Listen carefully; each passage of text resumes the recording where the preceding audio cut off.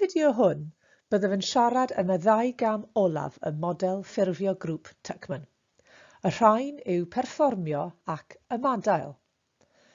Mae cyrraedd y camau hyn yn golygu bod eich grŵp wedi gweithredu'n effeithiol ac wedi cwblhau'r dasgau ysodwyd i chi.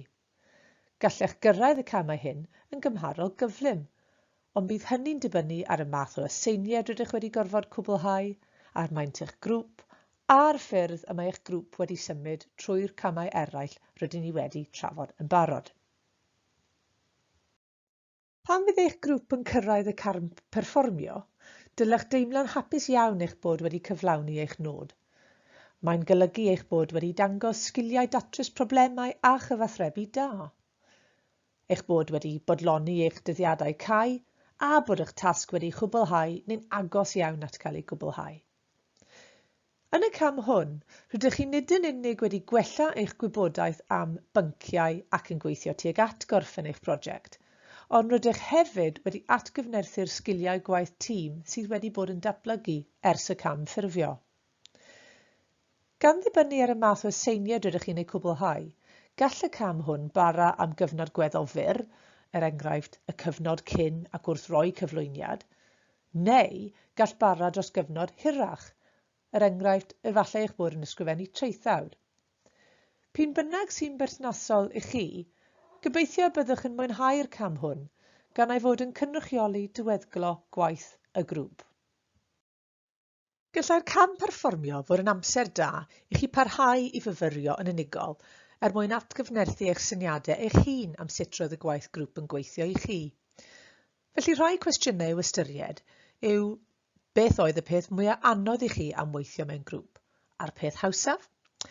A pha sgiliau oedd gennych cyn y gwaith grŵp sydd wedi bod yn defnyddiol yn eich barn chi? Sut mae'r sgiliau hynny wedi datblygu neu gwella? Ydych chi wedi dysgu unrhyw beth newydd? Beth yw'r sgiliau newydd hynny ac a oes ffyrdd y gallwch barhau i'w ddatblygu ar ôl i'r gwaith grŵp dod i ben? A sut mae eich gwybodaeth pynciol wedi gwella? Unwaith eto, mae'n werth cofio, fel y dwedais yn gynharach, nad yw'r camau hyn o waith grŵp o rheidrwydd yn llinol. Ac os bydd newidiadau i'r grŵp yn digwydd, hyd yn oed yn ystod y cam perfformio, gallech symud yn ôl trwy'r cylch. Nawr gall myfyrio a dysgu yn ystod pob cam helpu'r grŵp i ddatrys problemau yn fwy effeithiol ac yn gyflymach y tro nesaf y dewch chi at wneud tasg sy'n debyg. Os yw eich grŵp wedi llwyddo i gyrraedd a chynnal y cam perfformio, byddwch chi'n cyflawni eich nod terfynol. Felly da iawn chi. Yn dilyn y cam perfformio, bydd y grŵp yn symud i gam olaf fframwaith Tuckman, sef ymadael. Efallai y byddwch hefyd yn gweld y cam hwn yn cael ei alw yn gam galaru. Bod y dasg yn cael ei chwblhau, mae cydnabod bod grŵp yn dod i ben yn cyfle gwerthfawr i atgyfnerthu'r hyn rydych wedi ei ddysgu, ac i werchthuso holl broses gwaith y grŵp. Felly, prif nodau y cam ymadael yw cydnabod fel grŵp, twf, cynnydd a chyflawniad, ac i adnabod fel unigolyn datblygiad yn eich sgiliau ac i dod i ben ar nodyn cadarnhaol.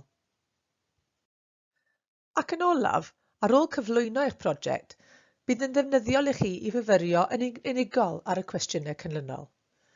Sut roedd y broses gwaith grŵp yn eich tîm chi?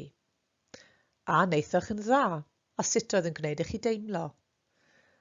Yn eich barn chi, beth gallech fod wedi wneud yn wahanol, a sut gallech fod wedi gwneud hynny yn wahanol? Sut fyddai hynny'n gwneud i chi deimlo? Gnewch restr o sgiliau gwell a sgiliau newydd ynghyd â'r enghreifftiau.